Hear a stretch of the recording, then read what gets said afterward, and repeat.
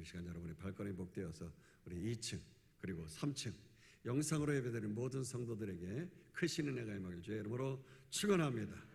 오늘 말씀의 제목은 종교 생활에서 실천신앙으로, 이런 제목으로 함께 은혜를 나누겠습니다. 우리가 예수 믿고 가장 기쁜 게 뭔 줄 아십니까? 그건 다름이 아니라 기도할 수 있다고 하는 거예요. 할렐루야. 슬플 때든지 기쁠 때든지 어떠한 때든지 주여 하면서 주님 앞에 나아갈 수 있다고 하는 거, 이게 우리에게 얼마나 기쁨인지 모르겠어요. 왜냐? 때를 따라 돕는 은혜를 위하여서 주님께서 우리에게 그 은혜를 주시기 때문에 기도하면서 달려가면 응답해 주시기 때문인 줄로 믿습니다. 초대교회 성도들이 바로 그 능력을 가지고 그 기도하면서 이기고 승리한 거 아니겠어요? 로마의 그 모진 창과 칼 핍박 속에서도, 사자의 입 앞에서도 말이죠, 그들은 이기고 능력으로 승리하였던 것이죠. 그렇기 때문에 여러분 삶에 위로와 능력이 필요하십니까? 기도하시기를 바랍니다. 아주 황망한 일을 당해서 앞이 캄캄하고 죽을 것만 같은 일이 있습니까? 기도하십시오. 믿음의 선배들, 성경에 나오는 다니엘도 그렇고 그의 친구들 사드락과 메삭과 아벳느고 불 속에 들어가서도 기도하면서 하나님의 구원의 기적의 역사를 맛보게 된 줄로 믿습니다. 다윗이 동굴 속에서 젊은 날에 10여 년 동안 숨어 지내면서 죽을 똥 말 똥 살았지만 그곳에서 오히려 그는 기도하고 찬양하면서 하나님 앞에서 나아가서 승리했어요. 여러분, 우리가 예수 안 믿으면 이럴 때 어떻습니까? 아유, 어쩌면 좋을까 하면서 막 두렵고 떨리고 그러지 않겠습니까? 그러나 우리 성도들은 기도하면서 성령의 능력을 덧입기 때문에 승리하며 위로받고 하나님 앞에 더욱더 힘있게 달려가게 될 줄로 믿습니다. 여러분, 인생 역전하길 원하십니까? 다른 거 없어요. 기도하십시오. 내 인생 가운데 이제 막 새롭게 시작한 일이 있습니까? 그런데 한계에 다다랐다고 할 때 어떻게 해야 합니까? 이 사람 저 사람 붙들고 말이죠, 힘들다고 어렵다고 되지 않는다고 도움 청하지 말고 능력의 하나님 붙잡으시기를 주의 이름으로 축원합니다. 도저히 빠져나올 수 없고 끊을 수 없는 삶의 어떤 중독이 있고 큰 죄악에 빠져 있을 때에도 다른 거 없습니다. 역시 기도뿐이에요. 할렐루야. 예수님께서 당신의 그 귀하신 몸을 찢어서 보혈의 피를 흘려 이루어주신 길이 바로 이 기도의 길인 것입니다. 예전에 구약시대에는 1년에 한 번 대제사장이 지성소에 들어가서 하나님 앞에서 기도하고 죄를 해결받고 나오지 않았습니까? 그러나 주님의 보혈의 피로 말미암아 우리는 온전하여져서 언제 어느 때든지 힘있게 주님 앞으로 나아가 기도할 수 있는 줄로 믿습니다. 여러분, 바울이 쓴 서신 가운데 로마서가 있잖아요. 로마서는 16장으로 되어 있는데 전반부는 11장까지가 복음에 관한 이론과 또 교리에 관한 내용을 썼어요. 그런데 12장부터는 복음을 받은 자가 어떻게 살아갈 것인가에 대해서 삶의 실천편을 기록하고 있는 것이죠. 역시 우리가 다루고 있는 이 히브리서도 바울이 썼기 때문에 그와 같은 형식을 가지고 있는 것입니다. 히브리서 전체가 13장인데요. 전반부 1장부터 시작해가지고 지난주까지 우리가 다뤘던 10장 18절까지는 대제사장이신 예수를 깊이 생각하라고 그렇게 강조하면서 말씀했잖아요. 쭉 이론적으로 또 교리적으로 그렇게 설명을 했습니다. 그러나 오늘 우리가 다룰 이 10장 19절부터는 그렇게 예수를 깊이 생각만 하지 말고 이제 이론에 머무르지 말고 예수 그리스도를 믿는 자답게 힘있게 일어나서 어떻게 살아가야 할지 실천하라고 그렇게 기록을 쭉 하고 있습니다. 그래서 오늘 우리가 다룰 본문에 크게 세 가지의 실천 사항을 가지고 우리가 살아가라고 바울이 이렇게 말하고 있는데, 첫 번째가 뭡니까? 기도로 실천하면서 살아가는 겁니다. 오늘 19절에서 20절 시작합니다. 읽습니다. 그러므로 형제들아, 우리가 예수의 피를 힘입어 성소에 들어갈 담력을 얻었나니 그 길은 우리를 위하여 휘장 가운데로 열어놓으신 새로운 살 길이요 휘장은 곧 그의 육체니라.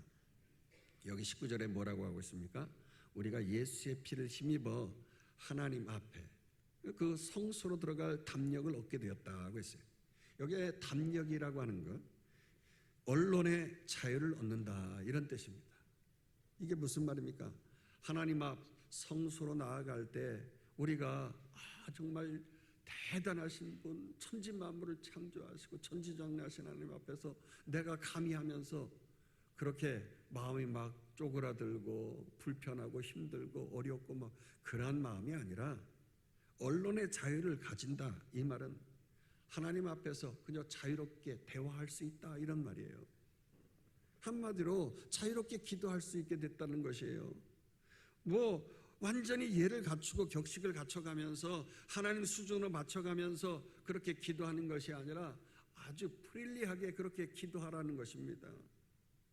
마치 모세가 하나님께 나아갔을 때 친구처럼 그렇게 기도했듯이, 여러분 친구한테는 할 말 못할 말 다 하는데 부모님한테는 그러지 못하잖아요. 그렇게 할 말 못할 말 다 하면서 말이 속 깊은 얘기하듯이 하나님 앞에서 모든 걸 다 토설하면서 끄집어 내놓고 주거니 받거니 그렇게 대화할 수 있게 됐다는 거예요. 자, 우리 죄 많은 인간인데 말이죠. 어떻게 깜도 안 되는 인간이 그렇게 천지 만물을 창조하시고 전지전능하신 그 하나님 앞에서 어떻게 자유롭게 우리가 담대하게 기도하며 나아갈 수 있느냐 하는 거예요. 그건 바로 우리 예수님께서 십자가에서 자신의 몸을 찢으시고 하나님과 우리 사이에 새로운 길을 뻥 뚫어주셨기 때문에 우리가 그 은혜 가지고 힘있게 나아갈 수 있게 된 줄로 믿습니다. 20절 말씀처럼 우리 예수님께서 십자가에서 죽으시던 날 어떻게 되었습니까? 성소와 지성소를 막고 있는 담이 있는데 이게 휘장이라고 하는 것이 쳐져 있잖아요. 성소에서는 불을 켜고 떡상에서 떡을 이렇게 늘 준비해 놓고 하나님 앞에 분향하면서 기도하지만 1년에 한 번씩 이 휘장을 걷고 지성소 안으로 들어가서 우리의 죄를 해결받기 위해 하나님께 나아가는 것이거든요. 근데 이 막혔던 담과 같은 휘장이 위에서부터 아래로 탁 찢어졌다는 거예요. 아래에서부터 찢어진 것이 아니라 위에서부터 찢어졌다. 아래에서는 인간적으로 어떻게 찢어볼 수 있겠지만 위에서부터 찢어졌다는 것은 하나님께서 행하셨다는 거예요. 할렐루야.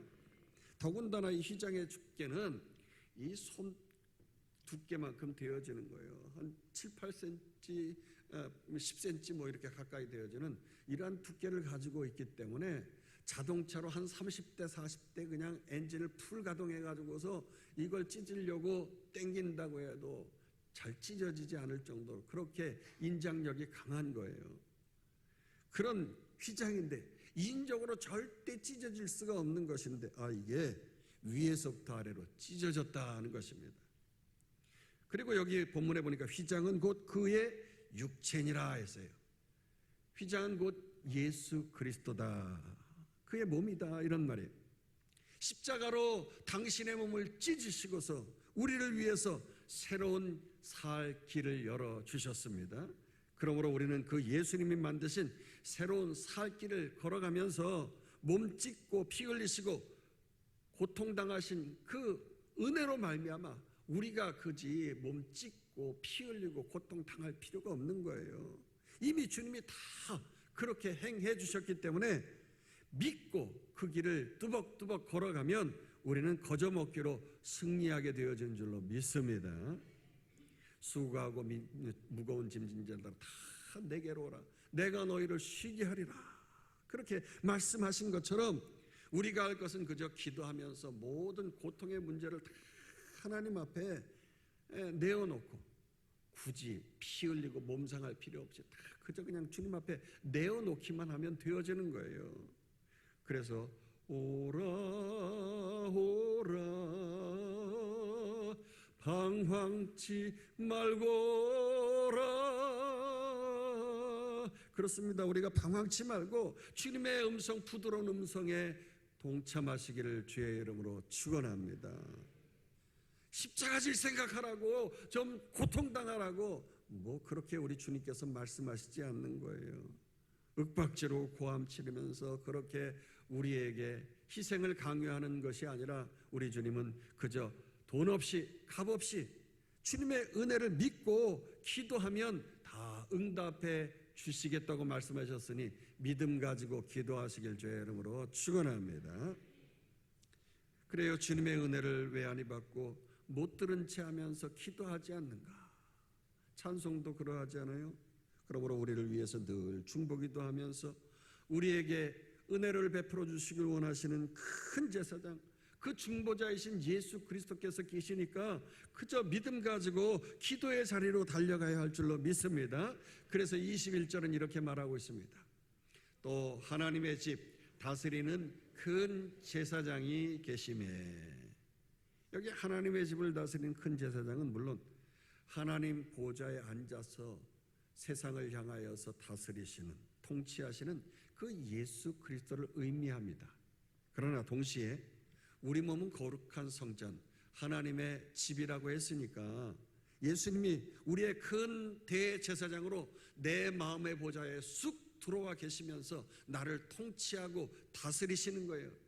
어떻게? 하나님의 말씀을 우리에게 가르쳐 주시는 거예요. 그러면서 그 말씀대로 살아가길 원하시니까 그 말씀을 기억하면서 동시에 우리 주님께서는 하나님과 우리의 십자가의 다리를 놓아주신 중보자 되시는 분이시잖아요. 그 중보자로서 나의 사정, 이런 거 저런 거 모세가 하나님 앞에서 백성들이 하나님 나에게 그냥 모질게 원망하고 불평해요. 하나님 어떡하세요? 하나님 물이 없다고요? 하나님 배고프대요? 뭐 그렇게 있는 모든 속사정, 이 사정 저 사정 아뢰면 기도하면 반드시 응답해 주실 줄로 믿습니다. 물론 기도할 때에 이 영적 세력이 있어요. 보이지 않는 영적 세력이 우리의 기도를 방해하는 거예요. 우리의 기도가 하늘로 상달되기 위하여서 하나님 보좌 앞으로 천사들이 가지고 나아가는데 이 사탄의 세력이 방해한다고 그랬거든요. 우리가 예수님의 보혈의 피로 내 마음을 씻어서 의롭게 된 후에 담대히 기도의 길을 달려가고자 함에도 불구하고 이 사탄 마귀는 계속해서 또 나의 양심 속에 외치는 거예요. 야, 니까짓 게 뭔데 기도를 해? 그런 기도가 응답받겠어? 죄 많은 네가 무슨 부끄럽지도 않냐? 하나님 앞에 나아간다고 네가 무슨 의인이라고 그렇게 하나님 앞에 나아가서 기도를 해? 그러면서 자꾸 우리의 마음속에 생각 속에 말이죠, 이런 더럽고 추악한 생각을 정죄하기를 자꾸 심어놓는 거예요. 그래서 기도를 못하고 포기하게 만들어버리는 거죠. 그럴 때 우리는 어떻게 해야 합니까? 예수의 이름으로 물러갈 지어다 하면서 물리치시고 악한 양심의 소리 때문에 주저하지 말고 힘있게 나아가 기도하시기를 축원합니다. 어떻게 기도합니까? 하나님 나의 기도를 응답해 주시옵소서. 하나님은 천지전능하신 하나님이시니 반드시 나에게 응답해 주실 줄로 믿습니다. 가장 좋은 곳으로 합력하여 선을 이루시되 이것도 저것도 주물떡주물떡해서 선을 이루어 주실 줄로 믿습니다. 그렇게 입으로 고백하면서 참마음과 온전한 믿음으로 나아가야 한다고 오늘 본문은 말하고 있어요. 22절 보도록 하십시다. 우리가 마음의 뿌림을 받아 악한 양심으로부터 벗어나고 몸은 맑은 물로 씻음을 받았으니 참마음과 온전한 믿음으로 하나님께 나아가자. 그렇습니다. 하나님 앞에 나아갈 때는 나의 이 자아의 소리, 이 양심의 소리, 이 내 감정, 내 뜻, 내 욕심 다 내려놓고요, 오로지 하나님의 영 안에서 내 영 안에 들려오는 그 하나님의 음성을 들어야 되는 거예요.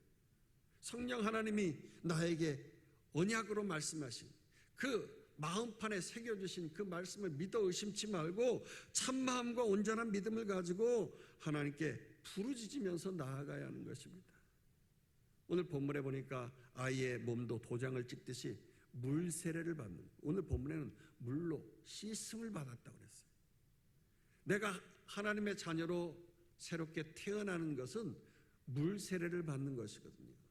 물 세례는 물속에 들어갔다가 나와야 하는 그러한 세례이지만 우리가 그렇게 뭐 강이나 그러한 곳에 들어갈 수 있는 여건이 안 되니까 약식으로 이렇게 물을 뿌려서 세례를 받습니다만 진정한 물 세례는 어떻습니까?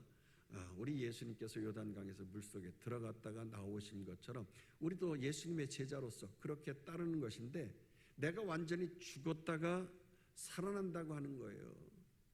주님께서 죽으심을 통하여 죽으실 뿐만 아니라 부활하신 것처럼 나도 그렇게 살아나는 인생, 승리하는 인생 될 수 있다라고 하나님 앞에서 뿐만 아니라 모든 성도들, 만인들 앞에서 공포하는 것이 세례받는 것이거든요. 그렇게 담대하게 만민에게 선포하면서 하나님께서 약속하신 그 언약의 말씀만 붙들고 당당히 기도하며 나가야 되는 줄로 믿습니다. 그래서 23절 이렇게 말합니다. 또 약속하신 이는 미쁘시니 우리가 믿는 도리의 소망을 움직이지 말며 굳게 잡고. 그렇습니다. 미쁘신 하나님, 신실하신 하나님은 우리의 기도를 결코 외면하지 않으신 줄로 믿습니다. 그분은 또한 변개치 아니하시는 사랑으로 우리를 천국 본향으로 인도하시기 위하여서 이 땅에서 가장 선한 것으로, 좋은 것으로 앵겨주시기 위하여서 우리를 위하여서 저 천국에서 지금도 계속 중보기도 하시며 또한 우리의 곁에서 직접 성령으로 힘주시고 인도해 주시는 줄로 믿습니다.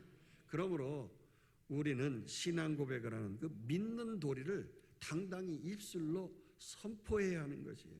어떤 상황 속에서도 흔들리지 말고 낙심하지 말고 매일 삶 속에서 기도로 실천하면서 하나님의 신실하신 그 증거하시는 그 삶을 입으로 시인하고 고백하며 살아야 할 줄로 믿습니다. 자, 이렇게 우리는 오늘 제목처럼 우리가 종교 생활이 아닌 실천하는 신앙으로 첫째, 하나님 앞에서 기도하면서 살아야 되겠는데, 두 번째로는 이웃을 향해서는 사랑과 선행으로 격려하고 돌보면서 주님이 열어주신 길을 뚜벅뚜벅 걸어가야 한다고 하는 것입니다. 계속 24절 이렇게 보십시다. 서로 돌아보아 사랑과 선행을 격려하며. 여기서 사랑과 선행은 우리 기독교에 있어서 실천사항이고 신앙의 핵심인 것입니다. 이에 대해서 요한복음 13장 34절은 부연 설명에서 이렇게 말하고 있어요. 읽어보십시다. 새 계명을 너희에게 주노니 서로 사랑하라. 내가 너희를 사랑한 것 같이 너희도 서로 사랑하라. 그렇습니다. 이것이 옛 율법을 폐하고 새 계명을 주신 핵심 내용인 거예요. 여러분, 아무리 기도하면서 하나님을 사랑한다고 하면서 하나님과 친구처럼 그렇게 친밀하게 할 말 못할 말 다 해가면서 속닥속닥 기도하고 대화하고 교제하면 뭐합니까? 하나님 사랑만 하면 뭐 하느냐는 거예요. 여러분, 하나님 사랑, 이웃 사랑은 동전의 양면과 같아서요. 하나님 사랑을 했다고 하면 이 이웃 사랑도 동격으로 그렇게 드러나야 하는 것입니다. 하나님과 친구처럼 친밀하게 교제하고 대화하듯이 사랑과 선행을 몸소 실천하면서 이웃을 서로 돌아보는 격려하는 말을 주고받으면서 주님의 십자가를 확증해 나가는 것, 희생의 사랑을 몸소 실천해 보면서 나아가는 것, 이게 진정한 하나님 사랑, 이웃 사랑인 줄로 믿습니다. 근데 우리 가운데 주여 주여 하면서 기도는 열심히 하나님 앞에 부르짖으면서 하나님 잘 섬긴다고 하는 사람이 있잖아요. 그런데 이런 사람 가운데 아이고, 나는 하나님 섬기느라고 이웃 만날 시간이 너무 없어. 예수 열심히 믿기 때문에 내 일가 친척 돌볼 시간도 없다고 뭐 그러는 분들이 있어요. 또 예수 믿다 보니까, 섬기다 보니까 그냥 예수 충성하는 것, 교회에서 충성하는 것 때문에 내 에너지가 다 방전돼서 다른 데 가가지고서 뭐 집에서든지 어디서든지 뭐 내가 힘을 쓸 수가 없어. 그래가지고 교회에서는 열심히 봉사하고 충성하는데 집에 가면 여보, 얘들아 뭐 이래가면서 그만 봉사하는 것이 그냥 주가 되어져 가지고서 직장에서 사업장에서 대충 그냥 피곤해가지고 막 졸아가면서 그렇게 삶을 살아간다고 하면 그게 진정한 하나님의 백성이냐는 거예요. 나는 도대체 교회 안에서 헌신한다고 하는 그런 분들이 사회생활 제대로 못하고 가정생활 제대로 못한다고 하면 교회에서 힐링타임 가지려고 뭐 자기 취미생활 하려고 온 거지 진정한 신앙생활 하는 거냐? 그렇게 생각할 수밖에 없잖아요. 이건 절대로 참마음과 온전한 믿음의 성도의 자세가 아닌 것입니다. 여러분, 옛날 수도승들이요, 절벽에다가, 높은 절벽에다가 바위굴 파놓고 아니면 거기다 집 져놓고서 아무도 못 오게 하고 혼자서 말이죠, 돛 닦듯이 그렇게 말 한마디 않고 신앙생활하는 게 진정한 신앙생활이냐 하는 거예요. 여러분, 마태복음 22장에 보면 하나님 사랑과 이웃사랑, 이 두 계명은요, 온 율법과 선지자의 강령이라고 했어요. 강령이란 말은 모든 것이 그곳에 달려있다, 매달려 있다, 이런 말이에요. 우리가 레위기 강해를 통해서 살펴보았지만 수많은 복잡한 율법과 계명들을 어떻게 다 외우고 지키겠어요? 613가지의 율법, 이거 그냥 어떻게 다 외워가지고 지키냐 말이에요. 하지만 걱정할 것 없습니다. 이 모든 방대한 말씀은 결국 하나님 사랑과 이웃 사랑이라고 하는 이 두 기둥에 다 매달려 있다고 하는 거예요. 우리는 이 두 가지만 붙들고 온 마음 다해서 삶 속에서 그냥 이 두 가지만 실천하면 거저먹기로 하나님 사랑, 이웃 사랑 할 수 있는 거예요. 할렐루야. 여러분, 하나님 사랑은 기도하면서 늘 하나님과 교통하고 대화하고 교제하면서 그분의 통치와 다스림을 받는 것이지요. 또 이웃 사랑은 오늘 본문의 말씀처럼 내 주변의 이웃을 서로 돌아보아서 격려의 말을 하는 거예요. 말만 하지 말고 또 사랑과 선행을 행하면서 하라고 했어요. 근데 사실 우리는 누군가를 참되게 사랑한다고 하는 게 이게 참으로 힘든 일 아닙니까? 복잡하고 쓸데없는 인간관계에 엮이는 걸 사실 우리는 피곤해 하잖아요. 결국 내 몸뚱아리 하나 건사하는 거, 그거 힘들어가지고 거기에 온통 힘쓰잖아요. 내 몸 사리고 나만을 생각하면서 나 하면서 개인주의, 이런 개인주로 가는 것이 말세지말이 되어질수록 더 그렇게 심각해진다고 하는 거예요. 여러분, 이 실천신앙이라고 하는 것이 무엇입니까? 그냥 구경하는 게 아니라 몸을 움직이는 거예요. 움직이는 거. 예수님이 휘장을 찢어서 만드신 그 본문에 보니까 새롭고 살 길, 그 길을 내 발로 직접 걸어가는 거라는 거예요. 예배 드렸으니까 뭐 다 됐다, 이런 식으로 신앙생활 해서는 안 되는 거예요. 그건 종교생활의 틀에 갇혀서 생활하는 것뿐이라고요. 나 혼자 믿으면 잘 됐지 뭐 누구를 돌보느냐고, 그냥 교회 왔다 갔다 하면서 그냥 나 혼자만 신앙생활하는 거. 우리 교회도 그렇지 않습니까? 그냥 서로 터치하냐고 말이죠. 내 수준에 맞는 사람들끼리 사치기 사뽀뽀 그래가면서 그렇게 어울려서 즐긴다고 하면 그거 호화 유람선에서 즐기는 거지요. 여러분, 크루즈가 아니라 우리 교회는 구원의 방주가 되어야 할 줄로 믿습니다. 죄로 상처난 자들, 세상 가시와 건건기 때문에 신음하는 사람들을 구원하는 영적 구조선이 되어야 할 줄로 믿습니다. 저들을 사랑과 선행으로 서로 위로하고 따스함을 보듬어가면서 모든 상처가 치유받는 그런 회복의 구원선이 되어야 되는 거예요. 그렇습니다. 특히 이웃을 향하여서 이런 사랑과 선행으로 행동하고 실천하는 것도 중요하지만 본문에 보니까 말로 이 격려하는 것도 중요하다고 했어요. 우리 또 다른 말씀 데살로니가서 5장 14절 한번 보도록 할까요? 또 형제들아, 너희를 권하노니 게으른 자들을 권계하며 마음이 약한 자들을 격려하고 힘이 없는 자들을 붙들어주며 모든 사람에게 오래 참으라. 신앙생활 게으르게 하는 자들을 권계하라고 했어요. 권면하고 바로잡아서 열심히 신앙생활하도록 애쓰면서 도와주라는 거죠. 그러니까 좋은 신앙 영상도 보내주고 카톡으로 좋은 글도 보내주고 또 마음이 약한 자들은 격려한다고 했어요. 격려하라.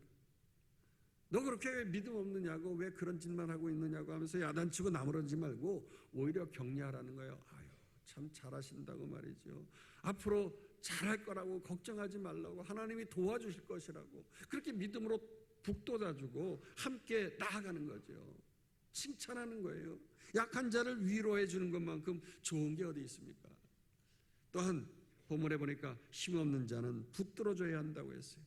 음으로 양으로 어떻게든지 붙잡아줘야 하는 거예요. 강하고 담대하라고 하나님께서 함께 하신다고 힘없는 자들을 부축해 줄 때 그 가운데 주님의 사랑이 말로 전달되어지는 것이에요. 힘이 없어서 환난 풍파 이 세상 가운데 쓰러져 죽을 수밖에 없는 많은 사람들이 있잖아요.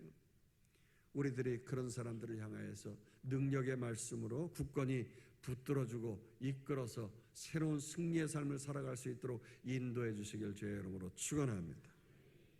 여러분, 오늘 주일은 장애인 주일로 지나게 되어집니다.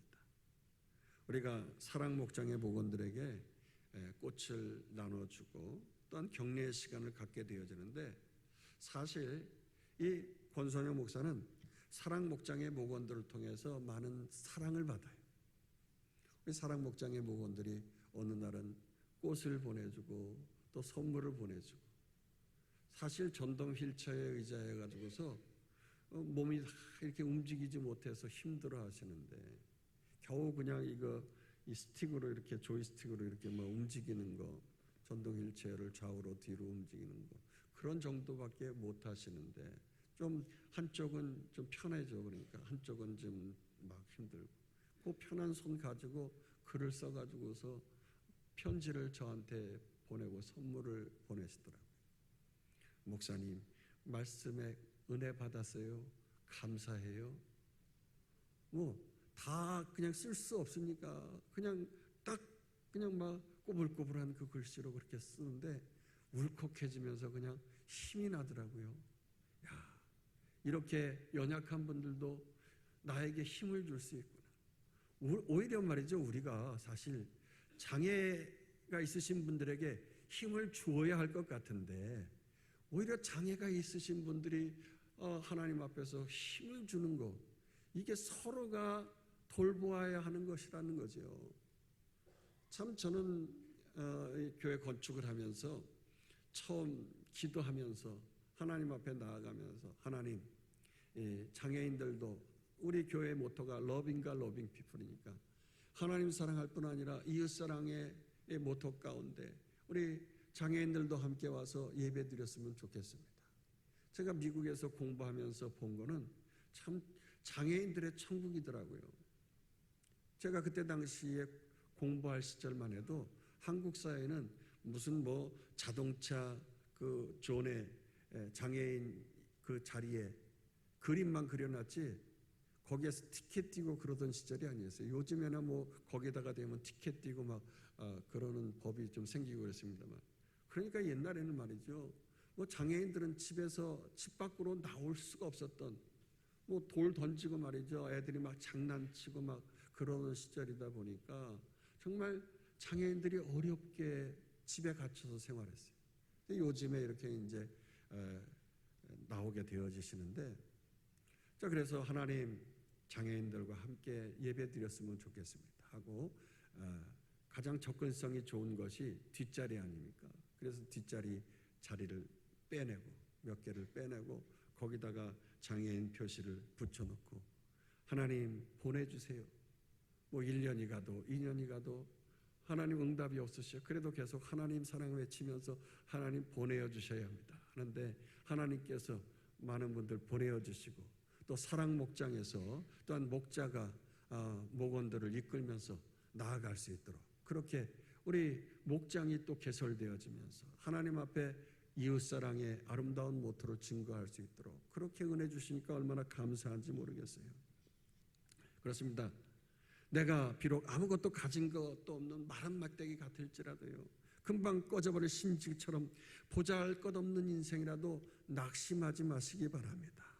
우리는 서로 안부를 묻고 따뜻한 말로 격려하면서 고간 쪽이라도 나눠 먹어가면서 사랑과 선행으로 따스함을 보듬어가면서 그렇게 주님 안에서 힘있게 나아간다고 하면 하나님이 약속하신 하나님 나라가 이 땅에도 이루어지는 줄로 믿습니다. 그러면서 오늘 본문의 바울은 우리가 종교생활이 아닌 실천신앙으로 살기 위해서 세 번째로 모이기를 힘쓰라고 우리에게 아주 결단하면서 요구하는 것이에요. 25절 보도록 하십니다. 모이기를 패하는 어떤 사람들의 습관과 같이 하지 말고 오직 권하여 그날이 가까움을 볼수록 더욱 그리하자. 여기서도 바울이 더욱 그리하자라고 권면의 형식으로 결단을 요구하고 있어요. 왜냐? 그날이 가까움을 볼수록, 즉 말세 지말이 갈수록 서로 격려하라는 거예요. 그런데 돌보기는커녕 선행과 사랑으로 격려하기는커녕, 그죠? 개인주의로 나 그러면서 말이죠. 자기밖에 모르는 자기 재미에 푹 빠져가지고 세상 풍조에 빠져가지고서 자기 자랑하는 게 요즘 세상 아닙니까? 나 잘났지 그래가지고 유튜브로 말이죠. 너는 없지 그래가지고 나 있는 거 자랑하고 뭐 그렇게 말이죠. 자기만을 위해서 살아가는 세상 풍조에 빠져가지고 점점 믿음의 공동체가 그렇게 하나님 의지하지 아니하고 살아간다고 하면 그 모임 자체가 하나님 앞에서 폐하질 수밖에 없는 것이잖아요. 사실 제가 목사 아들로 태어나서 어릴 때부터 교회 사택에서 그렇게 살다 보니까 처음 개척교회 당시에는 교회가 그냥 사택하고 같이 붙어 있다 보니까 사택에 와가지고 권사님들 집사님들이 예배 끝나고 나면 앉아가지고서 국수 끓여 먹고 수다 떨고 뭐 그냥 참새방앗간이에요. 지나가다가 들려 쉬우 그래가지고 앉아가지고서 또 가스불 켜가지고서 국수 끓여 먹고 또 쉬다 가고 또 주무시다 가고 그러면서 뭐 하나님 사랑하면서 하나님 전에서 함께 기쁜 마음으로 지내는 게 참 좋더라고요. 그런데 거기까지만 하면 되는데 2차가 있잖아요. 서로 앉아가지고서 그냥 잘근잘근 씻기 시작하는 거예요. 누구는 뭐 어떻고 저쩌고 그래가면서 누구 권산에는 고추장이 어떻고 된장은 뭐 그냥 뭐 싱겁고 어쩌고 뭐 냄새나고 뭐 그래가면서 그냥 이 말 저 말 해가면서 말이죠. 그냥 씹어대는 거예요.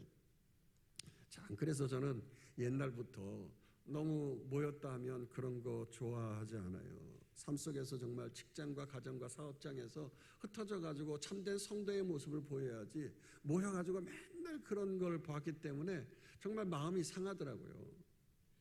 그래서 서로 사랑하는 거, 선행으로 격려하는 말 주님의 이름으로 그렇게 하시길 다시 한번 부탁드립니다. 할렐루야. 그래요. 우리는 하루하루 시간이 갈수록 단순히 그냥 시간을 보내는 게 아니잖아요.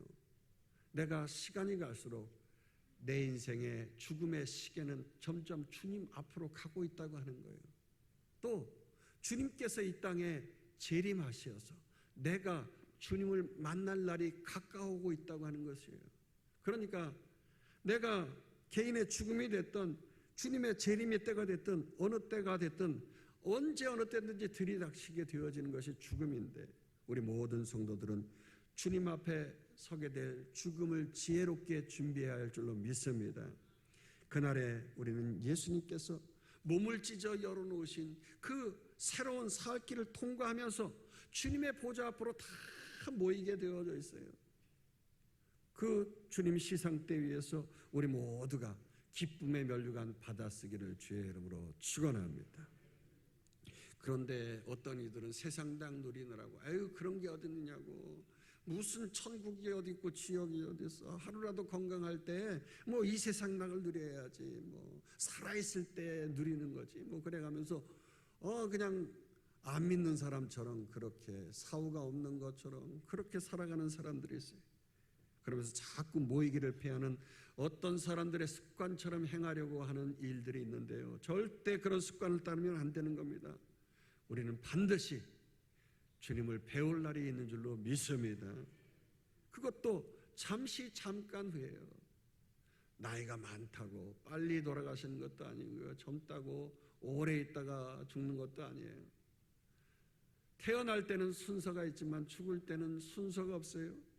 그러므로 서로 권면하고 격려하면서 믿음의 길을 완주해 가야 되는 거예요. 말세지마를 살아가는 우리를 향하여서 하나님이 말씀하시는 궁극적인 소원이 뭡니까? 바로 우리의 영과 혼과 몸, 이 전인적인 모든 것이 하나님 앞에서 구원받기를 원하시는 줄로 믿습니다. 그러므로 이 악한 세대 가운데서 거룩하고 구별되게 흠없고 보존되기를 원하시는 그 주님의 뜻을 따라 살아야 되지 않겠어요? 근데 문제는 우리의 영은 예수 그리스도의 보혈의 피뿌림으로 말미암아서 이미 구원받은 거예요. 그런데 이 우리의 마음과 생각이잖아요.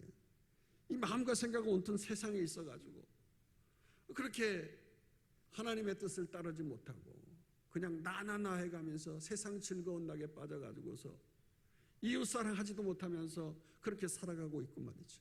몸도 사랑과 선행은커녕 하나님을 위해서 이웃을 위해서 손 깜빡하지 아니하고 그렇게 하나도 충성하지 아니하다가 하나님 앞에 서는 날 부끄러운 구원받는 거 정말 우리는 그거 하나님 앞에서 얼마 안 있으면 모두 다 당해야 할 일인데 말이죠. 앞서거니 뒤서거니 하면서 어느 누구도 하나님 앞에 서야 할 사람들 다 있잖아요. 그런데 여러분 언제까지 그냥 종교 생활을 하면서 사시겠어요? 우리의 영과 혼과 몸 전인격이 다 주님 앞에서 완벽하게 구원받고 자랑할 것이 있는 우리 대광의 성도 되시길 주의 이름으로 축원합니다.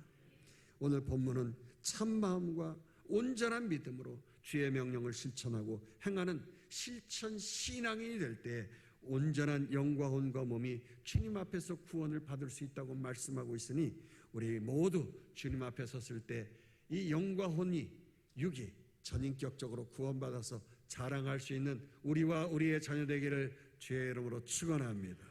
축원합니다. 축원합니다.